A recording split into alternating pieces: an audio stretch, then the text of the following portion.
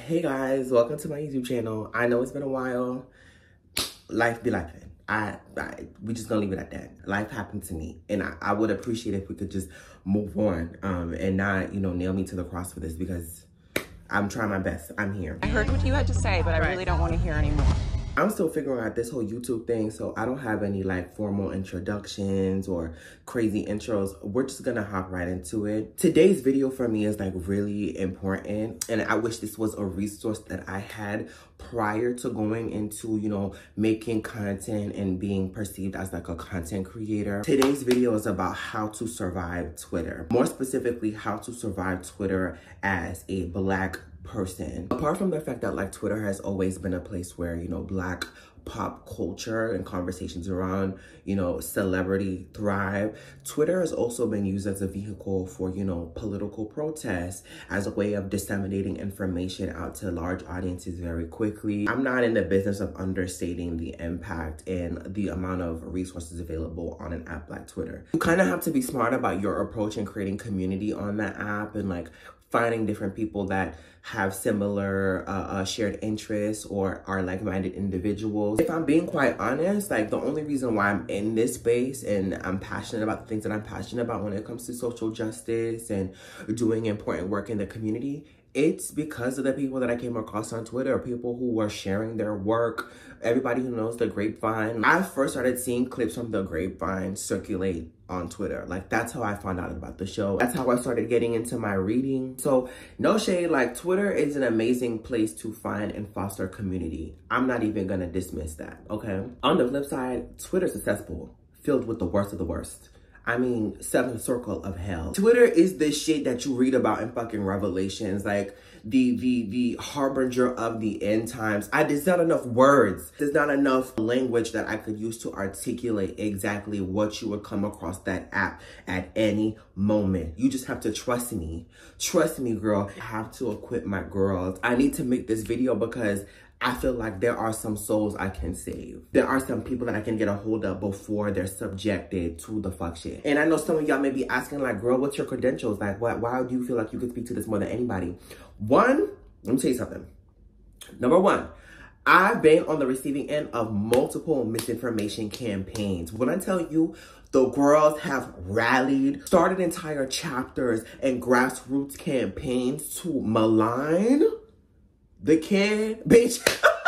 There was a time, if anybody who follows me, there was a time, I want to say for 3-4 months straight, it was back to back to back, the Eric Lewis. Controversy after controversy after controversy. And it's not like I was saying anything crazy, bitch. You know they hate real bitches. I was saying some real shit. I could not catch a break. I could not catch a break. And we'll get into that later, but that's one. Number two, during my tenure on this app, I have come across every subculture, every niche community that you could possibly think of. So I have a wealth of knowledge to offer, a wealth of perspectives, and I know how the girls be moving. Number three, bitch, I'm Black, gay, possibly neurodivergent, unconfirmed, but if there's not anybody better suited to provide their experiences and equip the girls, it would be me. Anybody who's on Twitter knows it is not safe to be Black, it's not safe to be queer, it's not safe to be fat, it's not safe to be disabled on Twitter. If you're a part of any of those marginalized identities, any of those marginalized groups, it's a chop for you, instant. The girls will find any and every reason to come at you, to bug at you, to just be cutthroat with you off rip. So keep that in mind. And final reason, bitch, I survived the app. Did I leave with a little bit of trauma? Maybe. Maybe. Are there things that I've seen, things that I've heard that I'm going to have to contend with and deal with for the rest of my life? Yeah, but I'm still here, bitch. I'm still here. I'm still here. It ain't shit nobody can do about it. Till this day, I still take up space on that app out of spite, because there's so many bitches who wanted to see me fail. There's so many people who wanted to run me off of the app and they thought, I was a scary bitch. No. You will continue seeing that fuck ass do-rag and y'all are just gonna have to cope and deal with it. So yeah, for anybody who's asking for my licensing, my certification, there it goes, girl. And I feel like we can get started now. So tips on how to survive Twitter. Number one, don't even make an account. Don't make an account, girl. Don't make an account. I'm playing, but I'm not playing. Save yourself the headache. Nobody's making money from Twitter, especially for the girls who like are aspiring to be influencers. Ain't shit on Twitter. It is my understanding that it's not that many people who are doing branded sponsorships or content on Twitter like that to begin with. If you're on this app trying to make money, that's not the place for you. If you're on the app trying to make connections, trying to network, then that's another thing. A lot of people use Twitter to crowdfund, to raise money for, you know, different causes. Some people use it as a tool for political organizing. Some people use it for OWEV, the sex worker girlies. Outside of those separate things, if you're making a Twitter just to make a Twitter, I'm advising you, turn back.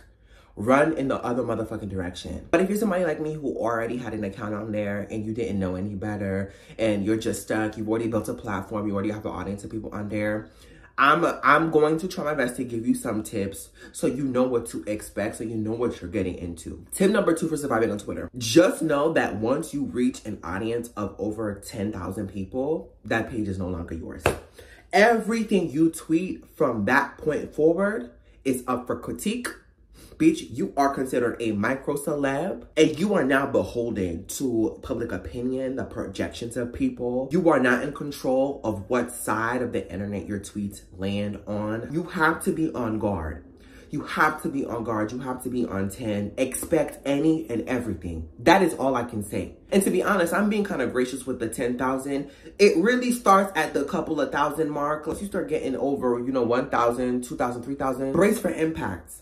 Brace for impact. And this really applies to most apps, but there's a specific sort of dynamic that I noticed on Twitter. Like, once you hit a certain mark, once you hit a certain amount of people who are following you, you are now nothing more than a number. They reduce you to your engagement, to the amount of retweets you get. And like I said, you are a micro celebrity and you have to contend with that positionality. Irregardless of whether or not that hypervisibility is something you asked for, people are now holding you to a standard that you may not be privy to, and you have to accept that. You have to accept it. Now, does that mean you can't set boundaries? No, but again, I'm trying to prep y'all. I'm trying to give you the blueprint. You will be reduced to your engagement. You will be reduced to a number. People will dehumanize you and engage you as though you are a robotic, spineless, inhuman creature with no emotions, and they can just say whatever to you, however to you, okay? Tip number 3, understand when you start talking about some real shit, whether it's, you know, quote unquote political, you start bringing your lived experiences, you start connecting the dots, you start talking about systems of oppression, motherfuckers will start calling you everything but a child of God. Y'all don't understand how many times I've had to hear Shea Butter Twitter. Y'all don't know how many times I've had to hear, oh, social justice warrior, wannabe activist, fake woke. Girl, these bitches done came up with all sorts of terminology to label me talking about some real ass shit. And they'll act like you're inconveniencing them for acknowledging like the state of the world. Like, oh my God, here he go trying to make everything about being black. Oh my God, here he go trying to start another think piece. Here he go trying to be fake woke. The girls think you want to be the next Angela Davis. They think you want to be the next James Baldwin. Bitch, Angela Davis is Angela Davis. I can't talk about some real shit. I can't talk about me being black. I can't talk about what it's like being queer, having to navigate a world that is so like anti-black, anti-queer. You can't say some real shit, but you want to know what they do want to talk about? All these bitches ever want to talk about is, would you date a bisexual man?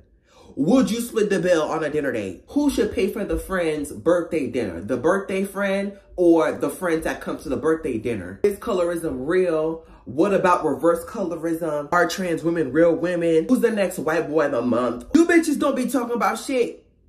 They don't be talking about shit. They'll just chat just to chat. Talking just to talk. But when I want to talk about, you know, the work that I do as a harm reductionist, being an HIV tester, my experiences as a young 24-year-old working in corporate America amongst a whole bunch of white people. When I want to point out that, you know, some of their faves are moving weird, some of their faves are married to rapists, all of a sudden,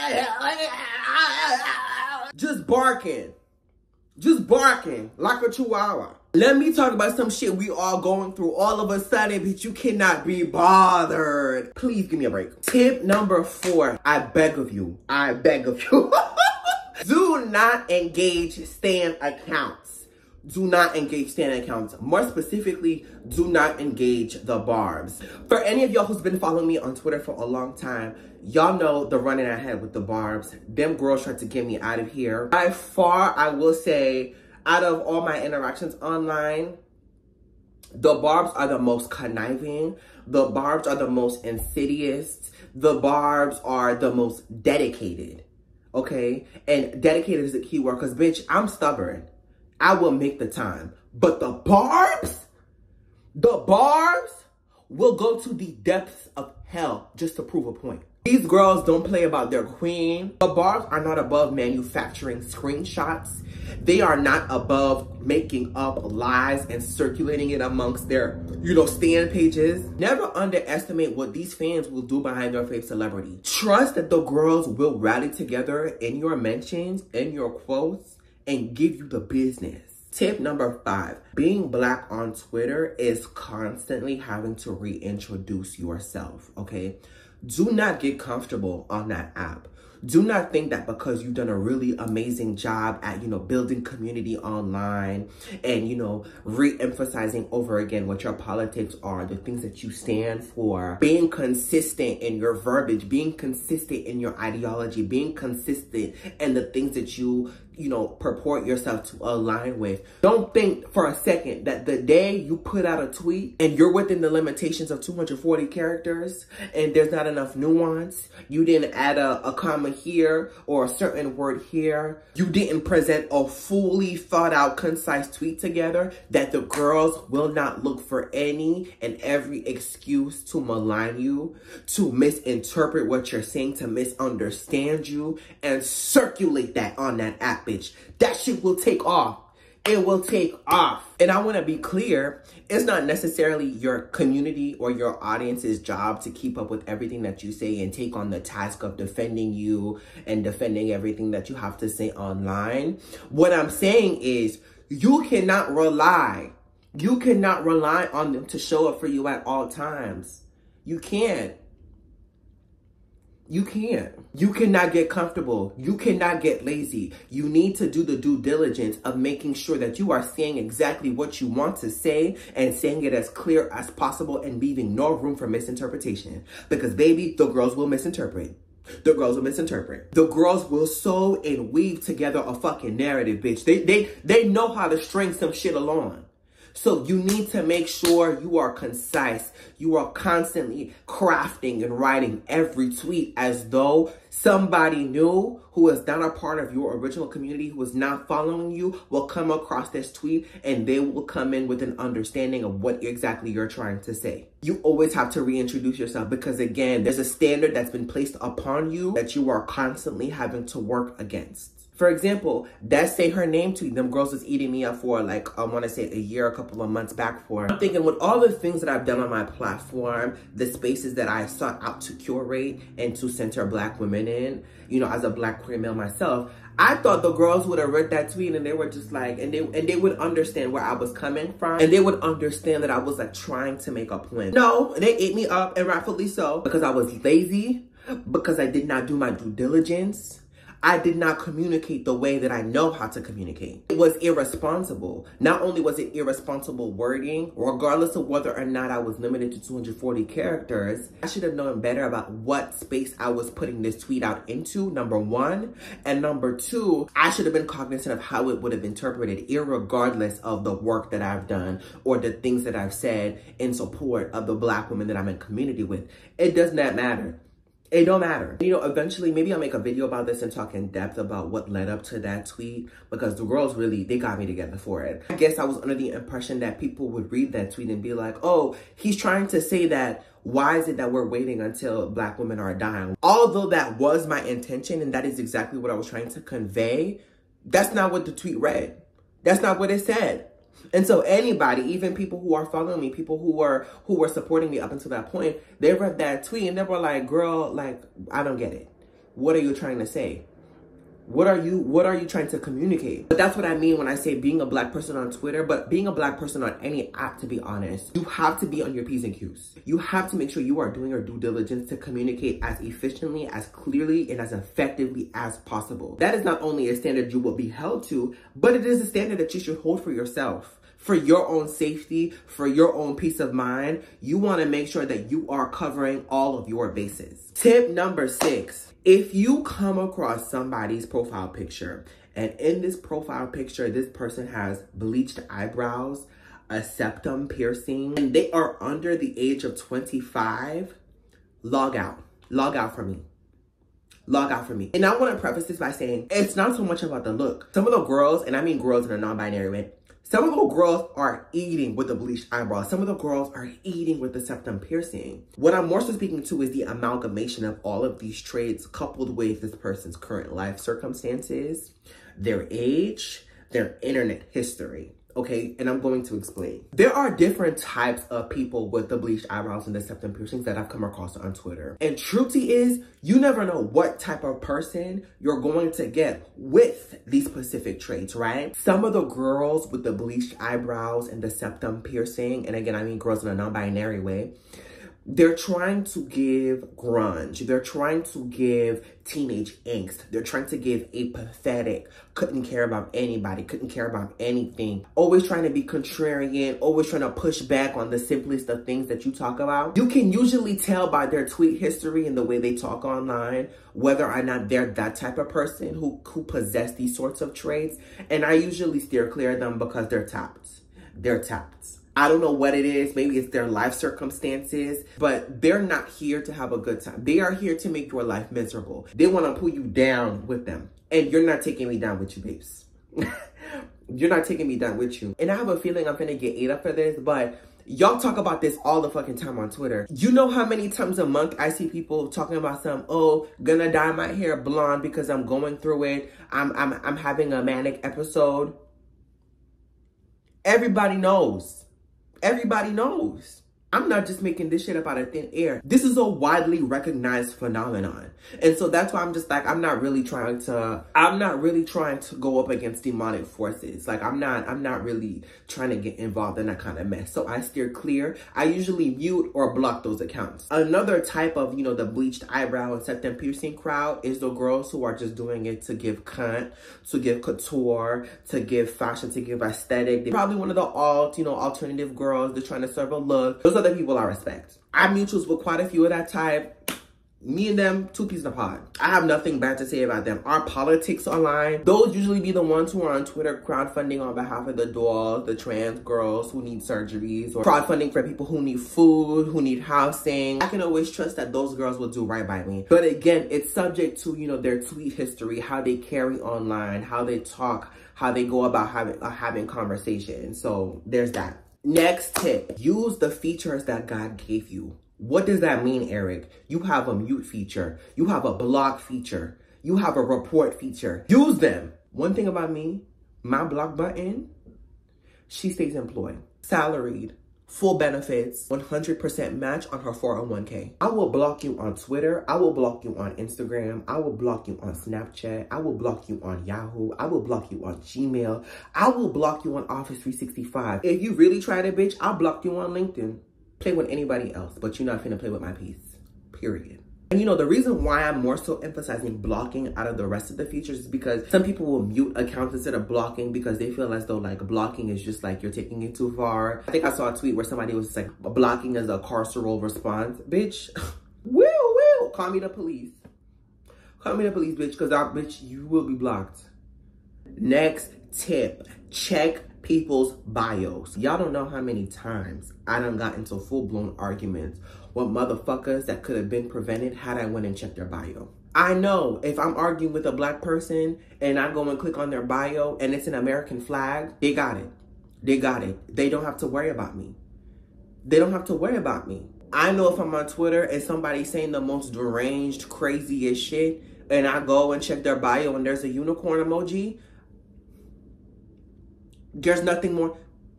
There's nothing more to say. It's not just exclusive to emojis. Check for location too. Sometimes I'll be going back and forth with somebody and then I go check their bio and then the location tag says Atlanta, Georgia. Bitch, you know. You know. 5 minutes of my life could have been spared had I went and clicked on this person's bio. That bio will tell you everything, baby. That bio will tell you everything you need to know. Y'all don't know how many times my mutuals will post, you know, a simple picture, maybe a plate of their food. All of a sudden, their mentions, notifications, their quotes are filled with people on the eating disorder side of Twitter talking about something. Why is your BMI over 15? Eating motherfuckers alive, fat shaming them because they're not surviving on half a Cheerio a day. But even that in and of itself, isn't that wild to you? There's a whole eating disorder side of Twitter. Like that, I just, again, there's no words. There's no words. Next tip. If you come across a tweet on Twitter and it's a tweet that's pitting Black folk within the diaspora against each other, 9 times out of 10, it's a crap. 9 times out of 10, it is a white person. It's a cum nugget, bitch. They're trying to start some shit. Manufacturing diasporic discourse so they can meet their bi-weekly quota for diaspora wars. It's crazy out here, bitch. Yeah. And actually, this brings me to my next tip. If you so desperately want to be on Twitter, you so desperately want to have an account on there, I would advise not using your face, your personal information, or your job title, wherever you work at, because the girls will get you fired. But also, what happens with a lot of these stan accounts is the reason why they talk as crazy as they do and they say the things that they do is because they're protected by the anonymity their PFP affords them. They have cover. They have cover. 9 times out of 10, you don't know who these bitches are. You will come across and read some of the craziest shit you ever read. And it was typed out by somebody hiding behind a Naruto PFP. It was typed out by somebody behind one of them Attack on Titan profile pictures. I feel like at this point, I don't know how many black women in the field of therapy who've been fired because of a tweet that wasn't received well. The culture online, the culture that exists online today, more specifically the culture that exists on Twitter, is one that emboldens people to dogpile, to harass, to dox, to pursue and fixate on a person because of the beliefs that they espouse over simple tweets. Like they will really take it there. Which is why, you know, if you are a professional or if you're somebody who aspires to be in the public eye at some point later in your life, you want to be, again, you want to be an influencer, you have to take into consideration that if you make an account on this godforsaken app, that is now your track record. That is now your internet history. And it will forever be associated with who you are. Any mass cancellation event that you experience, these are all things that will follow you. They will be associated with your username. They will be associated with the profile picture that you have at the time, especially if it's a profile picture of your face. You got to take it on into consideration, baby. That's just how it is. Next tip. It is okay to lock the doors. I don't care if you got 30,000 people following you, bitch. If you feel like one of your tweets is popping off and not in a good way, bitch, lock them motherfucking doors. Lock them doors the fuck up. I don't care who. I don't care what anybody tells you. Lock that fucking account up. And really, this is advice for me because there have been quite a few instances where the girls was, you know, chewing me up. And I refused to lock my account because I felt like that was a sign of like weakness. Like I was giving into, you know, public pressure. But really, it could have saved me all the discourse. It could have saved me all the bullshit for the day. Because at least I have control. At any moment, I can withdraw my platform. You're not going to gather and band up together in my quotes and make whatever I said the topic of discussion for the day. No, ma'am.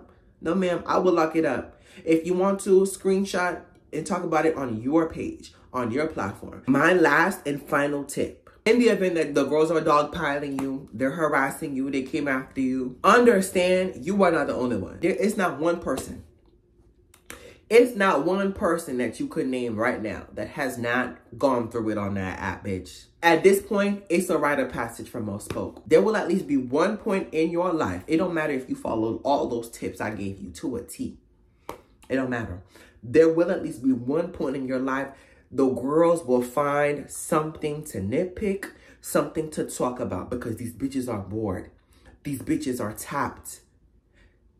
They're hungry. You'll find that a lot of people on this app, you know, were probably people who were maybe bullied in high school, or they experienced some type of power imbalance in their life. So they're seeking to kind of exact revenge or take out that angst, take out that frustration on unknowing individuals, people they have never met, people they have no clue about, just cause.